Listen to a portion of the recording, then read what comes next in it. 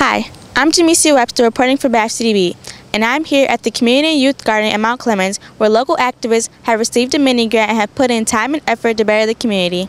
We started the Community and Youth Garden programs this year as far as a grant program jointly with United Way. United Way had some local funding that they needed to put into the community, into Macomb County, and they were looking for some projects. So we put a proposal together after listening to some of our local community members, garden people talking about needing supplies and needing volunteers and needing items for their garden plants and so on. So we submitted a proposal to the United Way that was asking for mini grants that we could have youth and community gardens apply to for funding that would help them with tools and soil amendments, compost, watering cans, hoses, all the kinds of things they would need to help make their garden successful.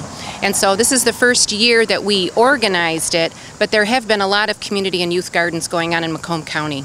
Gardening programs offer the community and youth so many wonderful educational benefits. The opportunity to help feed people, help teach kids about new foods they may not have tried before, and encourage community health and wellness. We worked with the city and a couple of different community organizations to determine where in the city we could put a community garden. The city owned these two lots. It was just vacant, blighted land. So we came out and working with the guys at the city, we were able to till it up the first year and just get something going. We've been playing, it's all organic garden, no chemicals or anything like that, even pest control. We've been doing all organic. So what I did was, this half of the garden, I treated with a couple of different like compost tea type of products.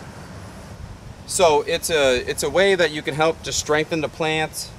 If you add the living organisms to the soil, what it does is it allows the plant to make its own kind of natural protection, and the organisms break down the soil into plant food.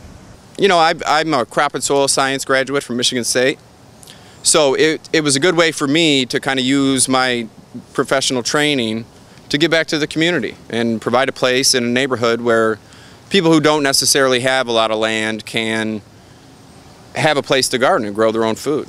Well, I think it's a good opportunity to expose people of all ages, really, to well, where food comes from. A lot of times people don't think about it, especially people in more urban areas, and it's also a first step to maybe introduce more nutritional options. I had a small committee. We have a Macomb County Youth Garden Coordinator, Jean Persley, and she's been involved at Atwood schools here in Macomb County Elementary School for quite a while with developing their school gardens, so she's quite knowledgeable about the gardens.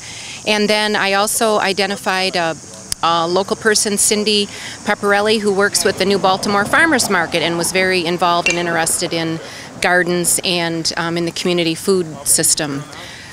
So we met a couple of times and shot email back and forth, and we had the grants, the gardens submit their grant proposals. It was just a 2-page, very short and sweet and very simple. We wanted to know what they were going to do with the food that they produced, who they were going to involve in the garden, who the kids were, who the community members might be. How are they involving kids? How are they involving the community? What were they doing with the produce?